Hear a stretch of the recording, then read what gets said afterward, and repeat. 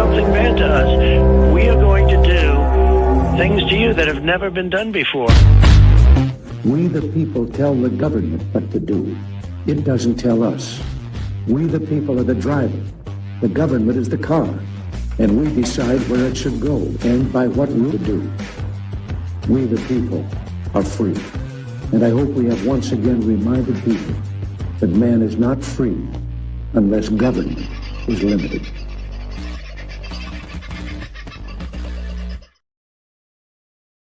Well, hello, folks. How are you? This very fine sort of a Friday. Well, it was fine to begin with, and then we got a little cloudy and then a little wet this afternoon, and it looks like we're going to get a little wet for the next few days. Won't that be fun?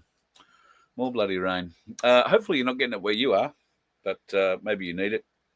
If you do, good luck to you. We've seen enough of it, if I'm honest, for a little while. But that doesn't mean we're not getting things done, and we are certainly getting a lot of things done around here at the moment. I've been explaining, I think, to folks that we have a bit of a wood supply, well, happy problem, I guess. There is a lot of wood to be supplied, and I think we will, just trying to find out where I've saved these photos that I was going to show you.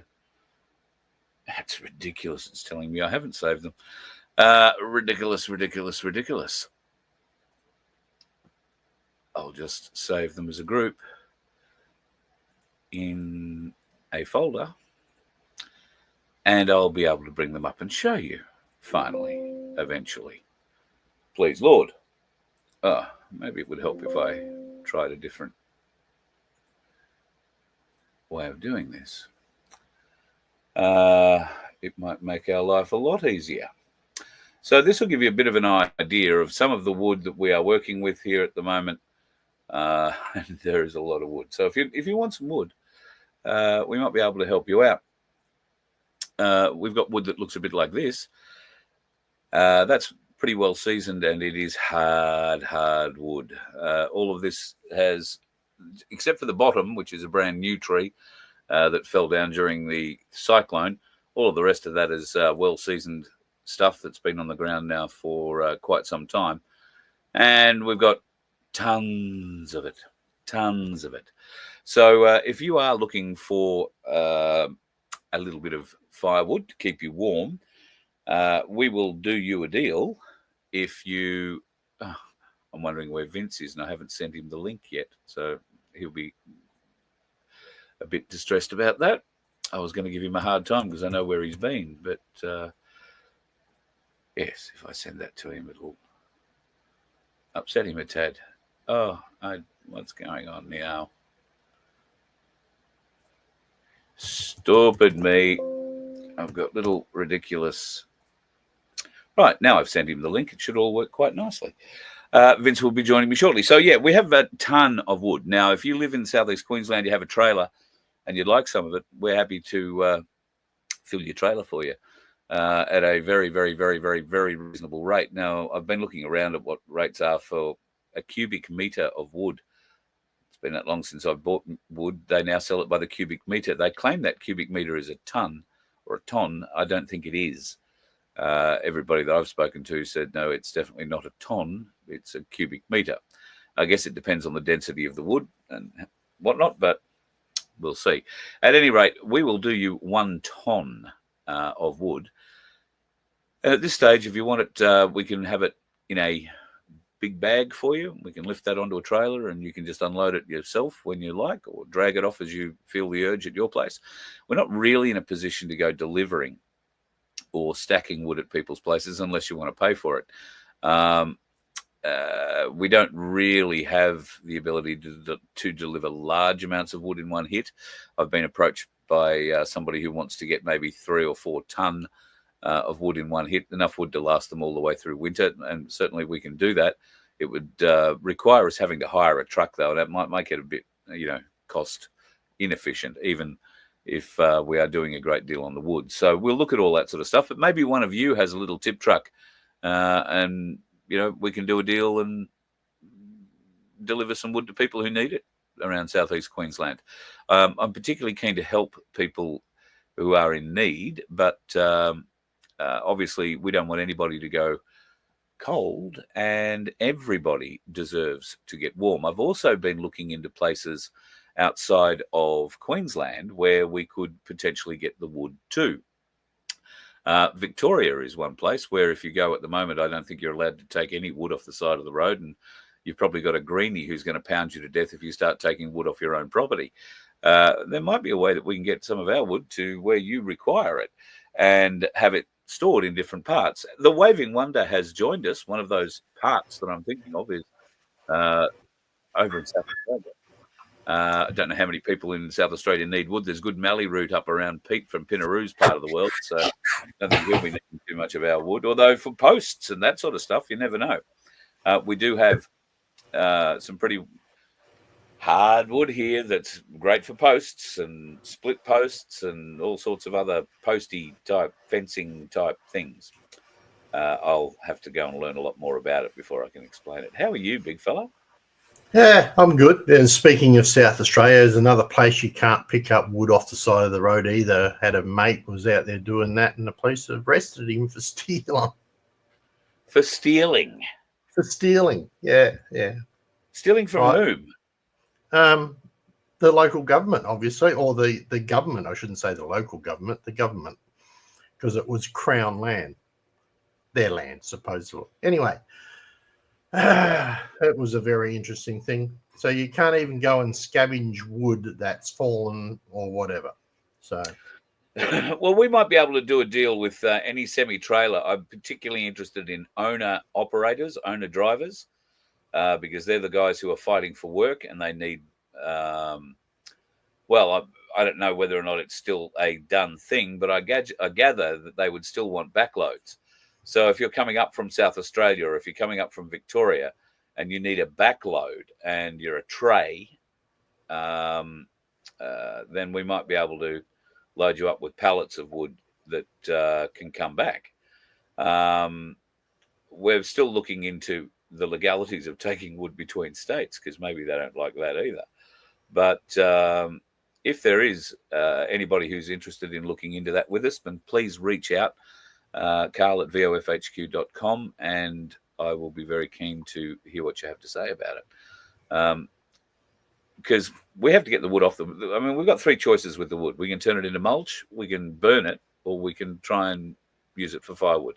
It has to go one way or the other. So prefer to try and help as many people as we could. Pete's saying that the Mallee Council issue wood collection permits. Of course they do. There's a fee. What a surprise that is. And, you know, it works in perfectly with our new line of T-shirts, doesn't it? You can collect wood off the side of the road for a fee. We will give you a permit. Good segue into the shirts. We have had some inquiries about the shirts. It's great to see, including Macca, who sent me an email and said, hey, listen, I want to buy a shirt, but it tells me it's all on back order. That's a bit of an issue. Yes, it is a bit of an issue, but the issue can be improved simply by hearing the great man's explanation for it all. So away you go. Oh, hang on. You're looking for a great man. Sorry. Don't know who you're looking for. But thank you for the compliment. Yeah, effectively the way the merch store works, because we are a bones of a bum corporation, or not corporation, but organization. What we're doing is we're taking basically pre-orders. So when it says it's on back order, you can still go through, place your order, pay your cost for the order, etc. Then when we've got 3 or 4 of that particular type, whether it's a hoodie or a t-shirt, then I can place the order with my suppliers, get them in, and send them out to you. So even though it says it's on back order, that's just an inventory thing, but you can still order anyway. Unfortunately, we can't carry hundreds of dollars worth of stock because that's part of what it's all about. And, you know, we can always give you a fee with it. Sorry, Well, couldn't resist. very. You missed it. You totally missed it. That's it. Perfect lad. Good lad. Yep. I was just trying. All right. And that's a flash one. This one changes colours. You know, Yeah. Well, white we've and got black. plenty that we can do there. So the merch store is up and running, guys. Feel free. For those of who are members of us, it's on 2 separate websites. So effectively, what will happen is if you'll pay the freight, I will refund that freight back to you. So once I've confirmed you're a member, that freight will get refunded back to you from the same way that you purchased. Just to let you know that. Okay. Merch.vofhq.com is the website to go to. Merch.vofhq.com is the website to go to. And if Carl's done his job properly, you should be able to find that down in the description as well. I'm trying to teach him to put stuff in the description. There will be links in the description. Yay! And I learned today about something called sticky notes. I think I'm still waiting for it to update, but we'll. Oh, really? Typical Microsoft product. Yeah, typical Microsoft product. And now, yes, it wants to introduce me to itself and all that. So anyway. So an interesting week in the world. Today, after an interesting chat last night with Cass and the crew from Gap and the Heart Party, at the end of it, we did talk about superannuation and what's going on in the markets. Cass did mention that they have been saying for a while, the 11th of April. If you go back and listen to me, you'll say that I have been talking about the 11th of April just to say, well, it's a date that's been thrown out as a crash date. Well, it seems that this one was a reasonably accurate one. Woke up this morning and at 10:30 this morning after the markets opened, we were down 2.16%. And just having a bit of a look now at the market wrap, it says the S&P and the ASX 200 closed lower, dropping 63.1 points, or 0.82%. That would indicate something of a recovery, but still down on what happened this morning. American markets, of course, were doing just the same thing. Trillions of dollars wiped out, and people's superannuation hit again today as well. So I don't know. What are your thoughts on it? Is this the big crash? Well, it seems to be heading in that direction. I've actually got a slide for you to show, Carl, if you want to put that up. Oh, yeah. Right. So this is the NASDAQ, and it shows you there 2023, 2024, and 2025. 2025 is the one on the blue one down the bottom, right? So that's this one down here. So, it's 17% down. And if you look at how much it was up in 2023, right, 54%. So that gives you a bit of an idea where markets have been heading. And Ainsley is talking about the recession and everything in their latest newsletter as well, which is really interesting. So yeah, it's a very good story and a great breakdown of, the recession that they're referring to is the American recession. But that will feed into a global downturn. And what's your theory on what Donald Trump has been doing with tariffs and seeing his backflip overnight with many of them, and yet ramping up, I think, to 125% tariffs on all Chinese imports? I think it went up to 154% actually, according to the Ainsley thing that I just read. If anybody's interested, that's the current Bitcoin chart. It's been dropping quite significantly. Won't be long. That blue line down the bottom here, that was the last previous high in the bull run. So it's not far off the last previous high in the bull run. So, so that's come down quite significantly. So if people were interested, tariffs are going to hurt for a while, right? There's no doubt about that. But you've got to look at the reason why they're there. It is to stimulate the countries in USA to stimulate manufacturing and growth within the country instead of outside of the country. So yes, while it's going to hurt for a while, eventually what will happen though is that businesses will start building in country. People will start getting jobs. As wages will start going up. All of that sort of stuff. So, yeah, it's going to hurt for 2 or 3 or 4 or 5 months. Yeah. But only until the economy starts moving internally. It's like us here in Australia. We have no more real internal economy. Yeah, we don't have our own petrol supplies. We don't have our own electricity companies. They're owned by overseas. We don't have our own waterworks. They're publicly owned by corporations somewhere. We don't have our own infrastructure. We don't have our own car manufacturing. We don't have, it's just like, what? What do we do if all of a sudden we can't get anything from overseas? What do we do? Well, we're going to have to start making it again. With what? Who's skilled? Where's the skills? That's the next big question. Yeah. And many of the people who have the skills, especially the young ones, are dying from unexplained causes. Yeah, well, you won't discuss that. That's a whole different thing that happened up in a federal court that I'm still wondering why it didn't go to a jury instead of being in front of a judge. But that's a whole different thing. Yeah. But a lot of that's health related. We know that. JFK in the US is on that front. And hopefully we can see that'll fall back this way a bit. But yeah, there is so much going to happen over the next 6 weeks. Promises will be given. Promises will not be kept. So we have to look at that and say, just who the hell are we going to believe this time? Because Jay, a lot one of brings us up have an given up. interesting point here. Tokenization of the stock market on the way. Tokenization is an interesting. Effectively, stocks are tokens anyway. It's a piece of paper, right? It just says you own this many stocks. It's a token. All a token is a digital form of the piece of paper. Yep. Okay. Right.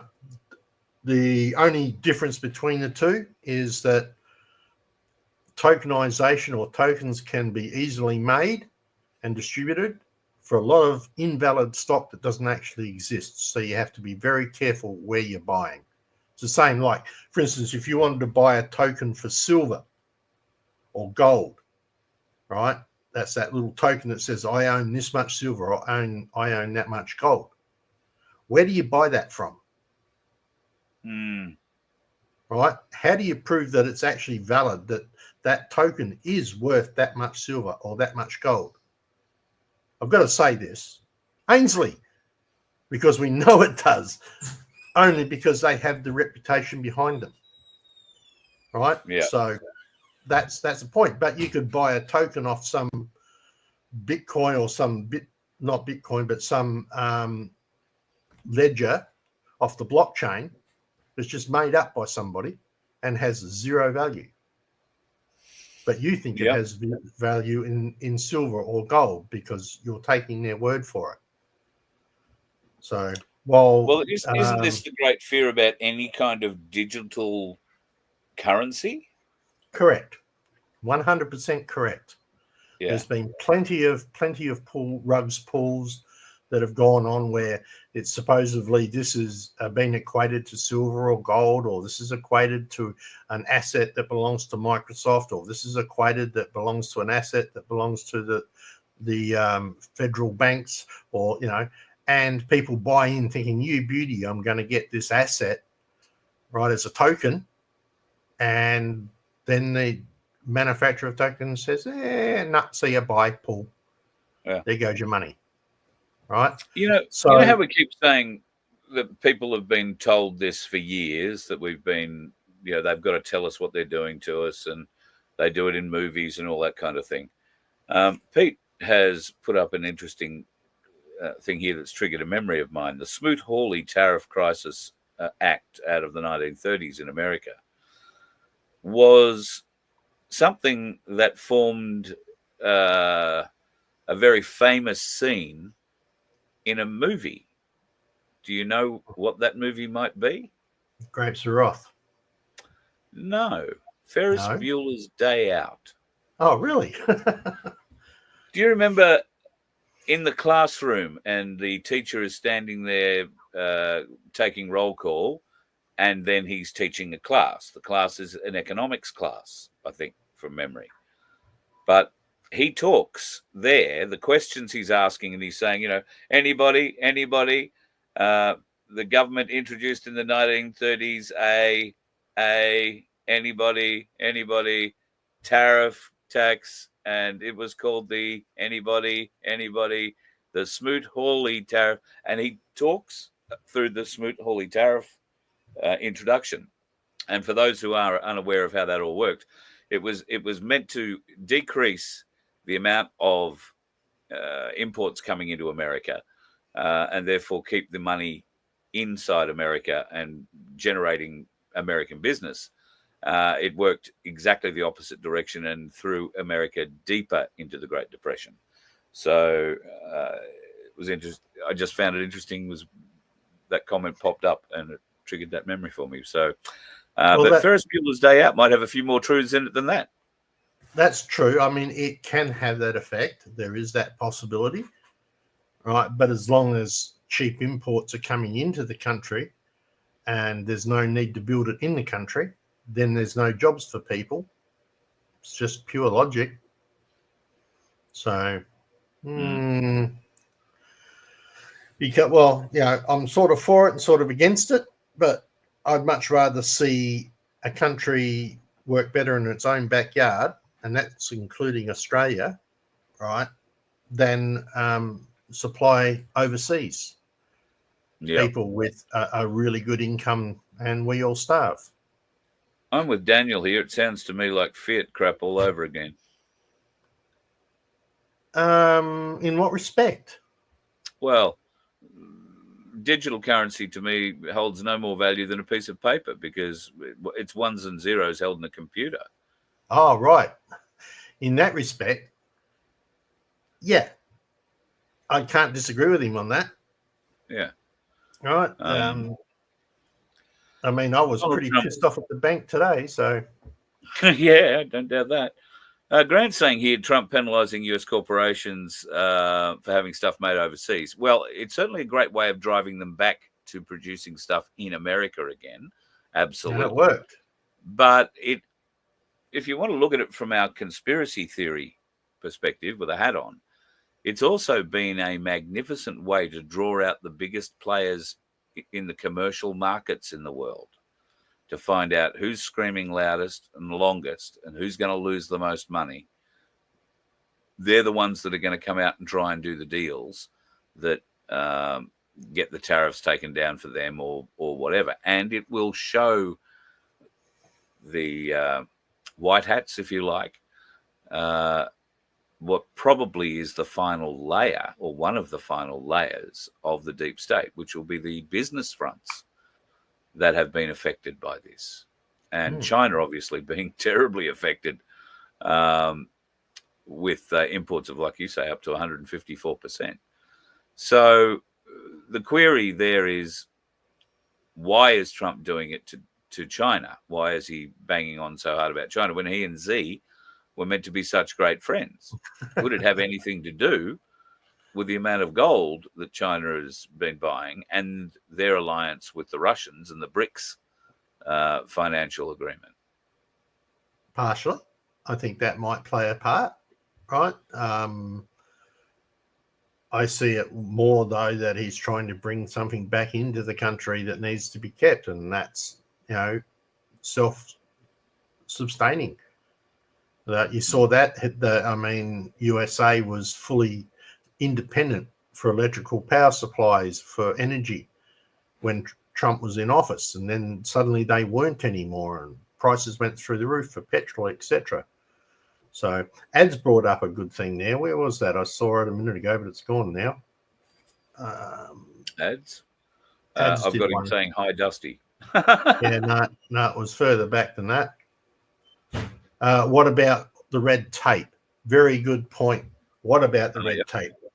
A lot of our societies, like Australia, America, etc., have lots of red tape involved in doing anything.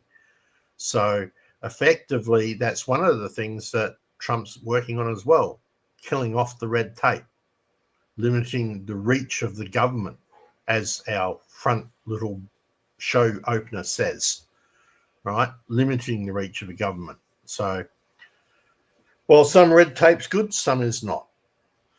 Yeah, well, the Had a bank mate sent CBA Bitcoin. account closed because he has criminal record today, debanked. Yeah, well, so was my daughter effectively today. So that's why I'm a little peeved. The particular corporation, Westpac Corporation, are updating all their records. And if you don't provide your most up-to-date identification, they literally close your account off so that you can't use it. Really handy for somebody who's disabled. So we literally had to do a 30-minute drive down to the bank to prove who we were because the online system failed to work properly.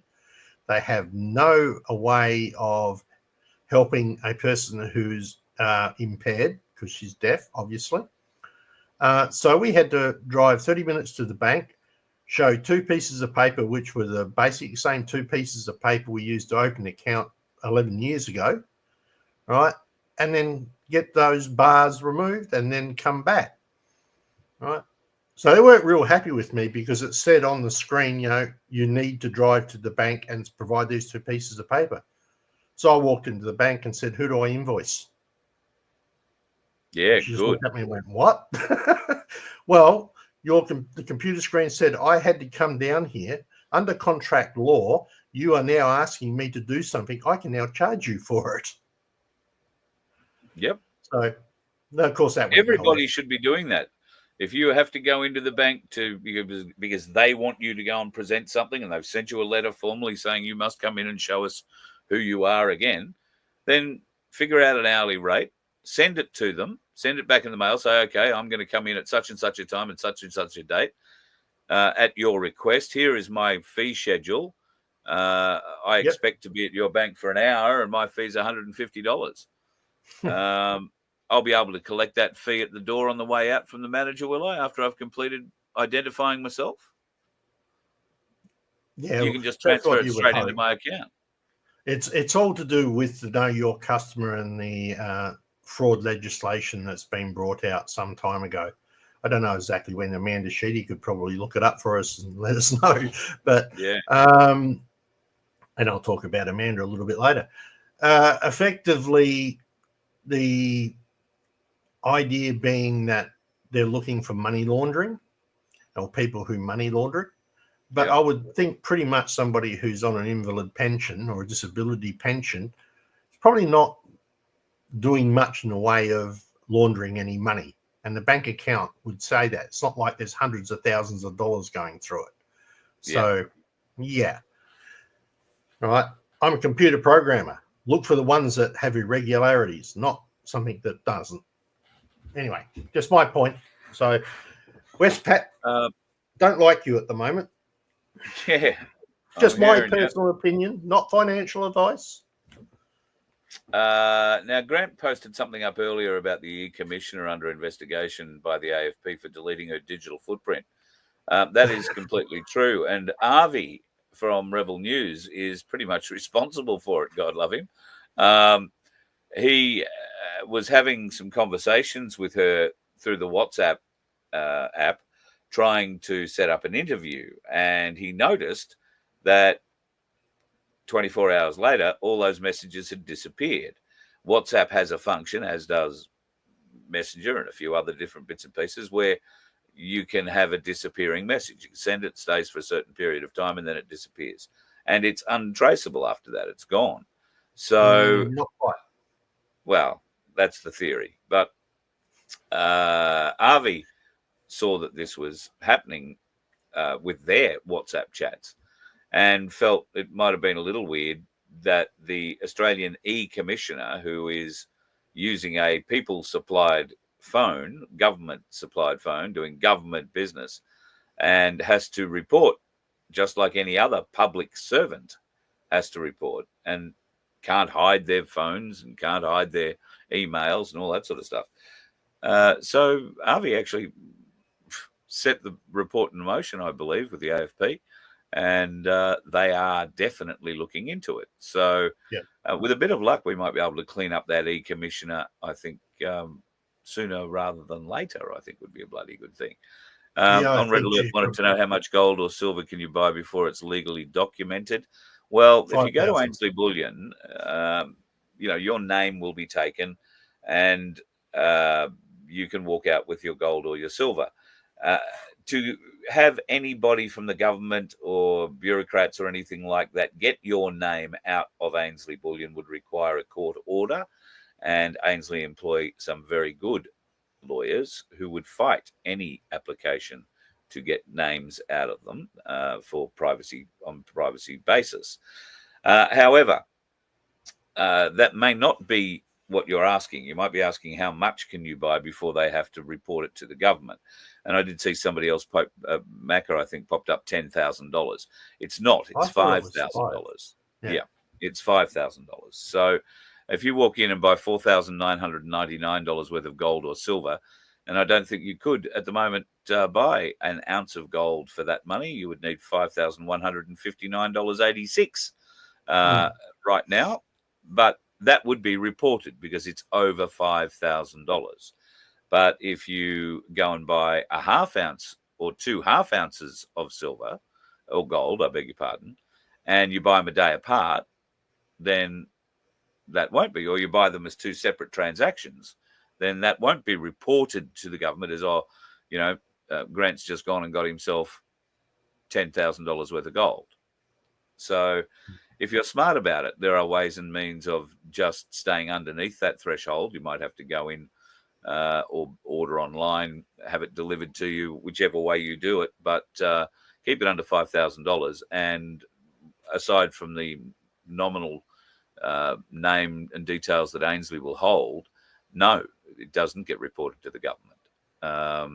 However, if they got a court order, and I guess it's not beyond them doing that, they could find out how much gold and silver has been traded by you, how much you've taken in, how much you've sold. And it's always advisable to keep the receipts when you buy your gold and silver, just so you can prove where you got it from. You don't want the government coming back to you at some stage and saying, oh, well, you can't prove where you got that beautiful Ainsley round from, so we're keeping it. Well, I got it from Ainsley's. You can tell that's an Ainsley round. But no, well, you show us the receipt where you bought it. Otherwise, they're going to treat it as something akin to a stolen product. And we'll just take it from you if they're given the opportunity. Now, I don't think they're going to come knocking on your door looking for it. But if you were to fall foul of the law for whatever reason and they searched your house and found your little stash, then you'd have to fight to get it back, I think. Yeah, possession is 9/10 of the law. So yeah, well, those bastards, they'll hang on to it for as long as they can. Look what they're doing to Paul Offey in his truck. Yeah, well, this is true. They're in possession, though, at the moment. 9/10 of the law. Just saying. It is, indeed. I'm just having a bit of a glance through the chat to see if there's any questions there. I can't see anything flat up. You keep going through that. I wanted to bring up a couple of interesting little pieces that caught my eye during the week, and I was going to talk about these things earlier this week. Here's 2 women you haven't seen in a while. Hillary and her daughter Chelsea Clinton, although Chelsea now has a different name, surname. She's married, and they both are doing quite nicely. Thank you very much.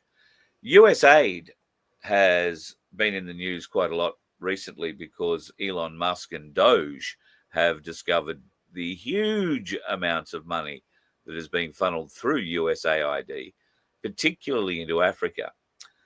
Guess where Chelsea Clinton and her husband have a foundation set up in their name?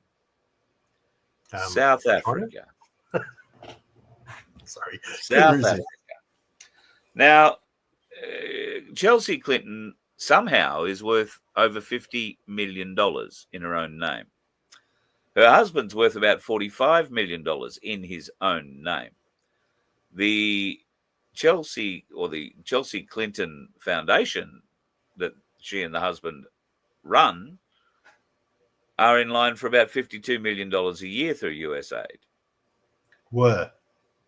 Well, let's come to a grinding halt. And there may well be a large list of questions to be asked and expected answered by Chelsea and her husband in the not too distant future. Fingers crossed that can only get better. Mind you, fingers crossed has been something I've used for 4 years now. Fingers crossed something happens. Well, at least 14 countries want to arrest Dr. Fauci. If this keeps up, as this meme says, he won't be able to leave his house again. America will be the only place he will be safe, and he'd probably only be safe if Bill Gates is his neighbor and they live in a very closed community with very, very, very good security. And even then, that's only going to be helpful to them until we get control of the direct energy weapons, and then we'll do what we like. But I don't know. What do you think about that? The Fauci thing being exposed slowly. It's been exposed for a long period of time. We just can't seem to grab traction on it. Why? Yeah, he did wrong. There was definite research. They've proved that. That's been confirmed that he supplied the money for research in the, what's the best way of putting this without getting us taken off the air?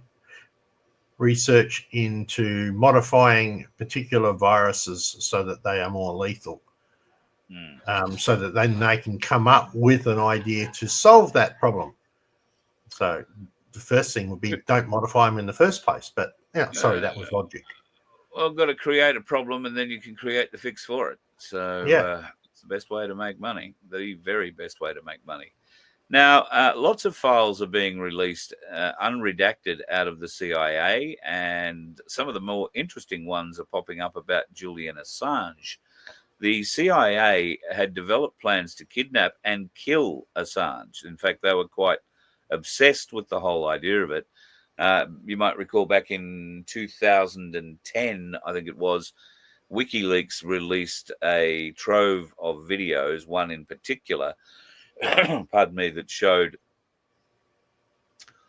what at the time was, when it was released, was told to the American public a bunch of insurgents being put down by an Apache attack helicopter. It turned out that they weren't insurgents at all. In fact, they were journalists.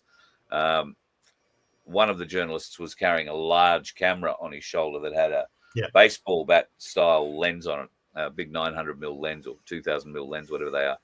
And that was mistaken for a rocket launcher of some kind. And therefore this thing opened up, killed it all and sundry. And then when a van turned up to help those who were still alive on the ground, there wasn't much to be left alive. That van was peppered as well, and that had children inside it. Now, the two pilots concerned, the pilot and the gunner in the chopper, all that audio is available, and you hear them laughing about it, and, carrying on. Now, I'm not having a go at men in combat who do these sorts of things. There is a mechanism. It's a very dark sense of humor that they have. But when you're doing that sort of work, you wind up with a dark sense of humor, or you wind up going crazy. And it's how these fellas deal with it. So I'm not having a go with them at them as such. What they should have done is had much better awareness of what they were firing at. And that's, of course, what upset the Americans. And there were straight out calls for Assange to be assassinated.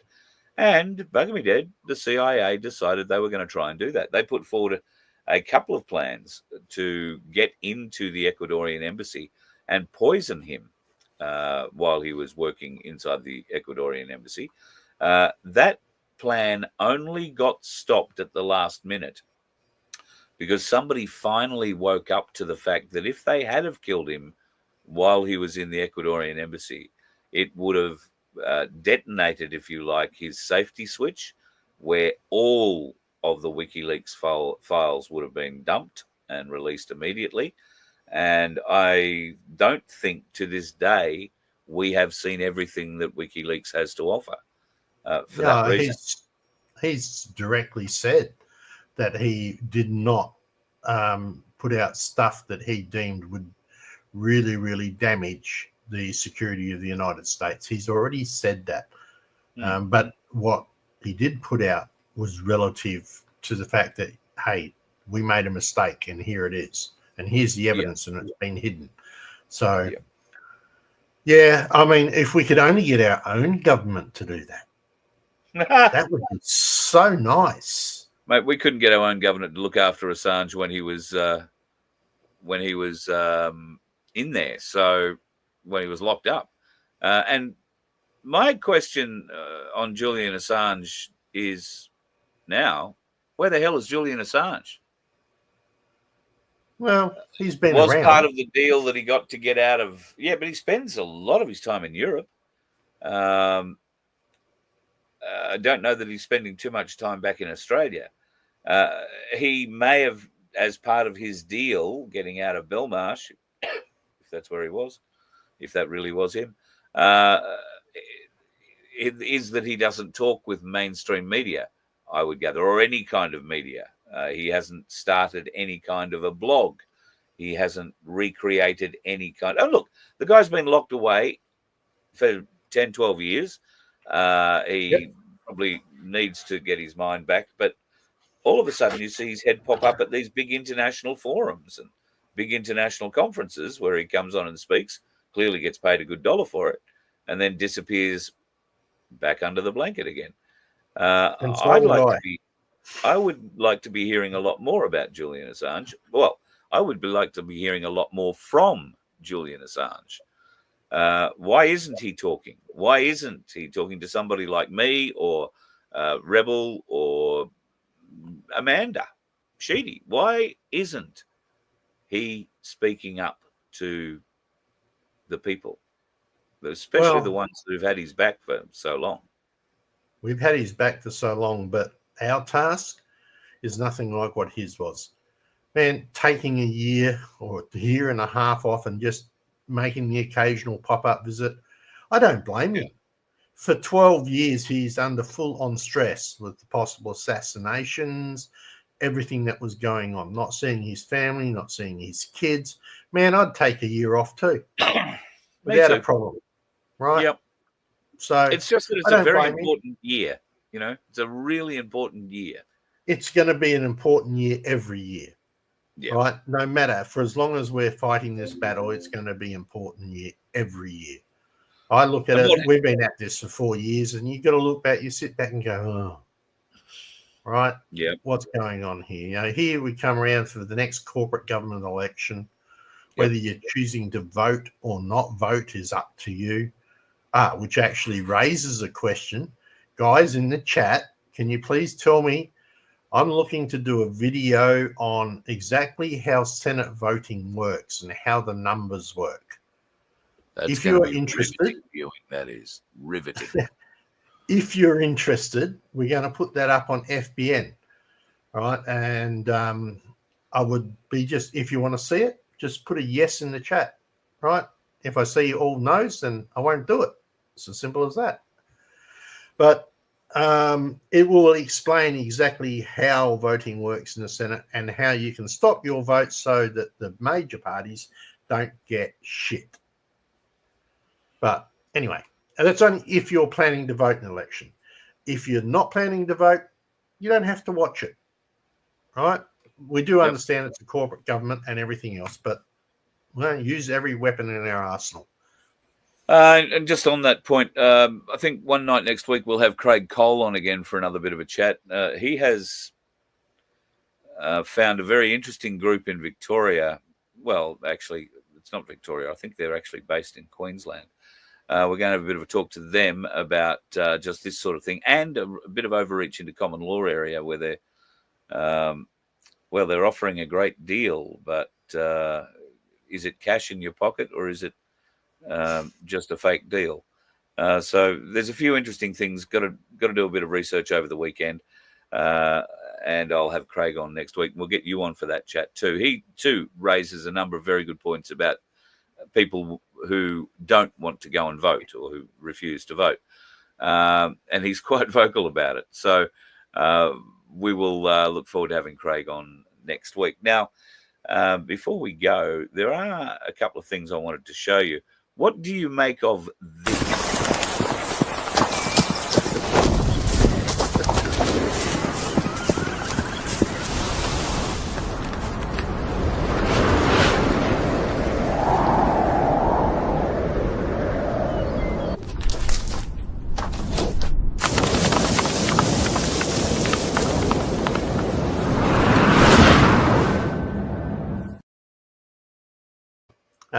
looks like a bit of Halo. It does look like something out of Halo, doesn't it? Yep, it's definitely gameplay.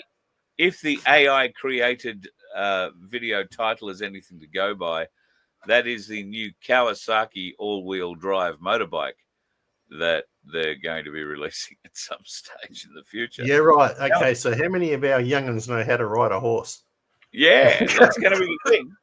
You're really going to want to know how to ride a horse on that one, aren't you? But I look forward to going to the rodeos, though. That'll be interesting. And I've got one final video to wrap things up with. And you and I came across this one as we were talking earlier today. Couldn't believe the words coming out of Albanese's mouth. Ladies and gentlemen, if you ever needed a clearer example of why you cannot trust, well, this bloke, but any politician, because they all have the same gripe. They all have the same whinge.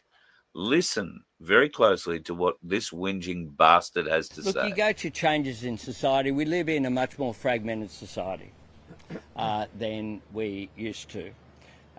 And it used to be the case that people watched the ABC or Channel 7 or Channel 9 or Channel 10 news, and in more recent times SBS as well. So there was a common set of facts, and they picked up the paper in the morning, a common paper, there was some commonality there, and that was how they got their information. So therefore there was less diversity and less noise and genuine information, a mix of both, but also less misinformation out there.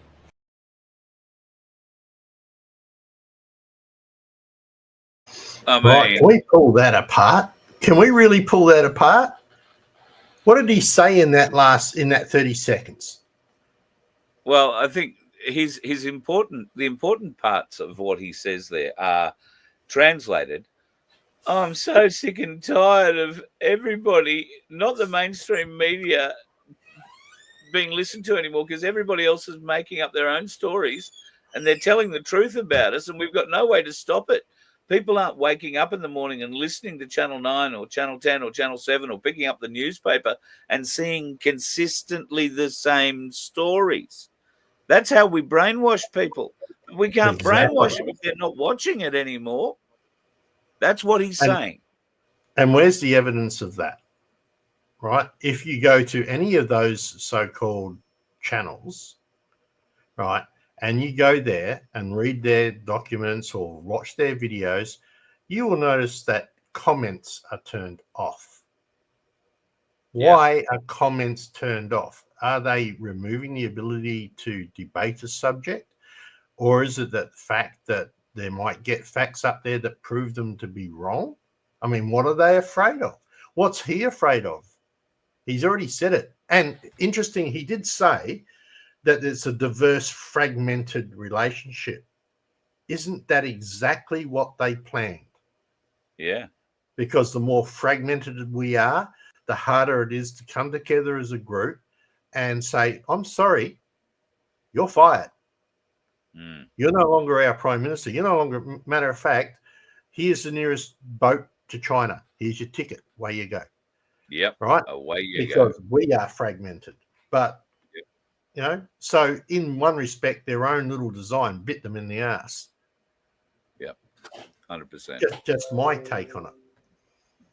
All right, mate. Well, we might take this opportunity to wish you a very fine weekend. Will you be out doing anything exciting, or are you just ducking and covering before the big madness of Easter in Mannum hits you? There's no madness. I know I'm going to try and put together that little episode for the people who all said yes in the chat. Thank you very much. We'll get that there, putting it up on FBN. Now, the FBN website is almost ready to come into play.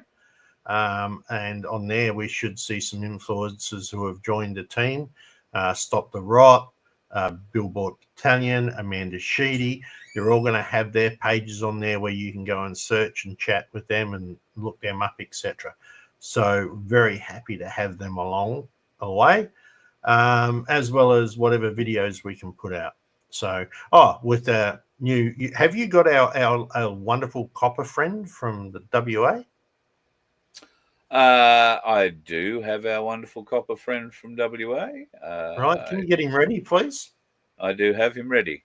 Okay, so very shortly, South Australians, according to Mr. Grant Stevens, our wonderful police commissioner, we will have this. Fuck you. Good lad. Yeah, go for it. Fuck it. Yeah. Because he's going to bring them in and give them visas and all that sort of stuff. So And guns thank you. and pepper spray. All I have to say is, I need that man back. All I have to say is, Fuck you. Good lad. thank you. I'm out of here. Thank you and good night, brother. The waving wonder departs. All right, folks. If you're in Brisbane over the weekend, come and see us. Sunday is what I'm trying to say.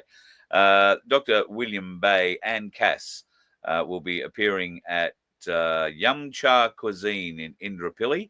We would love to see you there if you would like to pop along. I don't have the address with me, but it starts at 5:30. I beg your pardon, starts at 5 p.m. and goes through till 8. If you would like to come along, tickets are prepaid, I believe. And I'm just going to post up the link there. They're $30 the tickets, and the money will go to aiding Dr. Bay's tilt at this election. And if you haven't seen him recently, go and watch last night's show. He was the first guest there last night, and then backing that up with an alliance now between Gap and Hart in Queensland. We had Cass Smith and Mary Jane Liddickett, who are both running for Hart, one here in Queensland and, of course, the other in the ACT, which is a real hill to climb. Next week, we aim to talk to a couple more people, including one from South Australia.